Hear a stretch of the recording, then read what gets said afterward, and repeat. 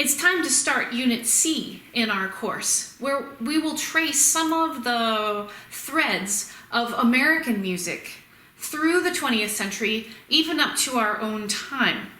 Well, you'll do some of the tracing up to our own time. I may have to stop a little bit short of the 21st century just because we're going to run out of semester. So some of the topics that we're going to visit in this unit include some of the roots of American music: folk song, spiritual, work song.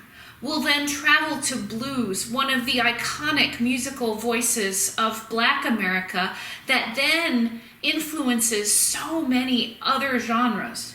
We're going to take then one of the genres that blues influences or plays a part in and run with that for a good chunk of the 20th century, and that will be rock.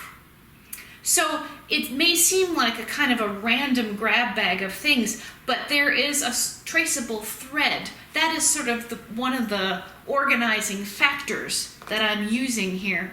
You say, well, what's the point of doing these things? Well, I want to have a chance to show you music that is uniquely American, that comes from the people of America. It gives us a chance to focus especially on the music of Black America. And this is a big deal, especially in an academic course, because for so long, popular music of any kind, but especially in the United States, music of Black Americans and of Native Americans was not really considered to be the music that people wanted to be American music. And in my own discipline in classical or art music, we have wrestled for centuries trying to really accept that any kind of popular music, much less blues and jazz and rock and pop, any of those things were sort of legitimate music. So this isn't going to certainly set the record straight for all of academe, but I think it's well past time that we talk about all of these forms of music and listen to them, because they surround us even today, and they influence, even if you don't listen to folk song or blues or spirituals or rock, those things have influenced, I just bet, the music that you listen to today. So that's sort of the point. Let me talk a little bit more about what I will cover and what I won't cover. I'm not going to be able to cover all of popular music of the late 20th century and the 21st century. That is so huge a task, thanks to recording technology especially, because it means that you can listen to any style of music you wish. It's all of, not all, but boy, most of it is available for you through the magic of the internet and of recording technology. And so we could spend semesters and semesters going through different folk music. So keep an eye out for our course offerings. There are so many of us in the music department that have special topics that we'd like to share that would sort of frame in some of that. Let's see. And I will say too, for me as an art musician, popular music is not my area of expertise. I like popular music, just like many of you, most of you. I like specific kinds of popular music, specific styles. So having the chance to really focus and study in a new style is just as much an opportunity for me to enhance my learning and scholarship and expand my ears as it is for you. So that's why I'm not covering all of pop music, because I don't really know enough to cover all of it. However, you in this course will get a chance to inform me and maybe yourself when you do the final project, which will let you delve into any kind of music that you really get excited about and want to sort of lay out and say, this is what it's about. This is what this music says, sounds like, does. That will come to you in the final project. American music. What is it? By American here, I'm meaning the United States. Sorry, Canada and Mexico. We're going to just focus on the United States for right now. American music, thus, is not only music of Black Americans, but the music of Black Americans is an important part of American music. just as is the music of Latino Americans and Native Americans and the settlers from Europe who sang songs in the United States and continue to sing songs. So we do have had a melting pot of song and many different sort of influences into our musical melting pot. So when we focus on one particular ethnicity and one particular culture, it is a chance to raise that up and celebrate it and spend more time listening in and saying, oh, that's what's in there, so that you may have the chance to say, oh, I hear how that relates to this other music over there.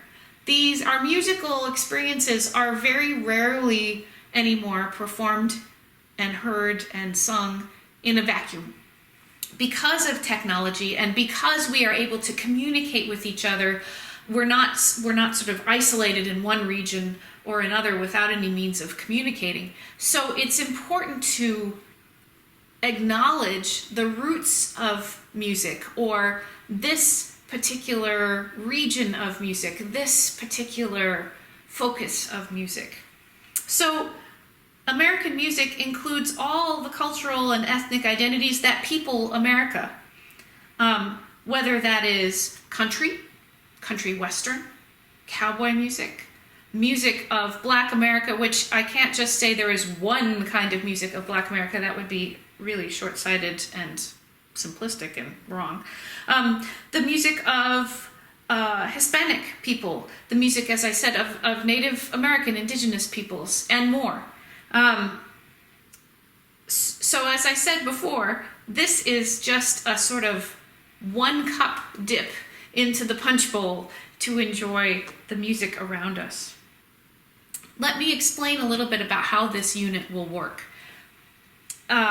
This unit will involve some video lectures. I will put before each sort of weekly module, I will make a little overview on video, so to talk about the context of where we are in history and where we were last week musically and where we're headed in the next module musically. There will be some articles in Cougar View for you to read that I'm going to write, because some of these things are maybe a little more organized when I write them down. And those will have clickable links that you should and must click on to hear the music, because if you don't hear the music, it's kind of pointless as a music appreciation class. There will be a couple of exercises of learning that will start with articles, but I will direct you to several pages on external websites. For example, there's a really great blues resource that I was so excited to find that was so much more sophisticated and better than anything I could put together. So I will direct you in some of those assignments. Again, you want to check the organizer each time you have a module, and you can always email me if you have questions. That's not a problem. So in this overview unit, let me spend a little time laying the foundations for Unit C.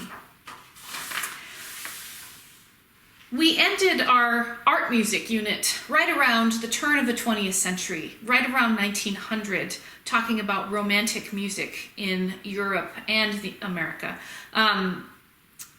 And there is more to art music after that. It doesn't stop, it doesn't cease, but I'm not going to go there for this class. If you would like to know more about that time period in art music, hey, talk to me, we can figure something out.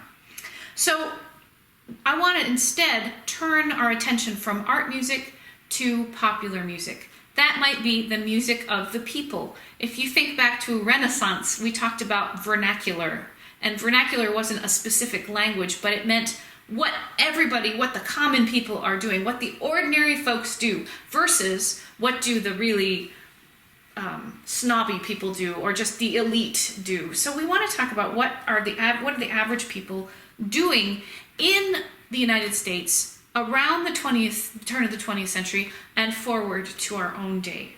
Right now, I'm going to take you through some of the 5 pillars of our American musical experience. Now, here are the 5 pillars, and then I'm going to talk about just 3 of them.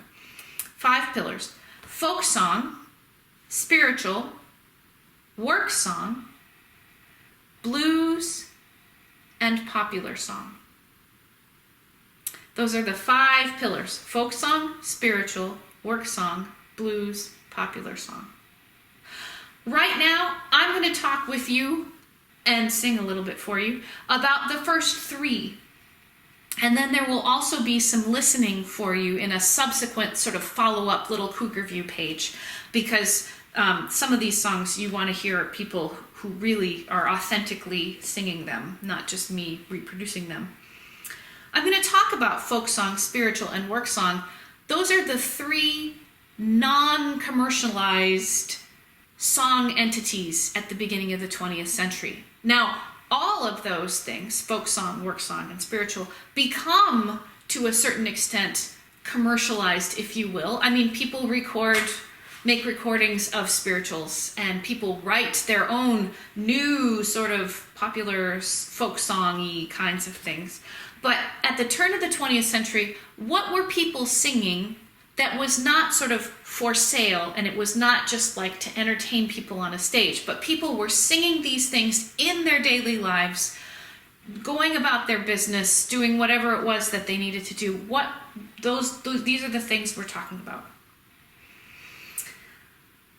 Then I'll have you turn to some articles and more material in the module about blues and popular song, which become more and more commercialized. Blues doesn't start off commercialized, but it's a longer topic than I want to cover here. So I'm going to start in these 3.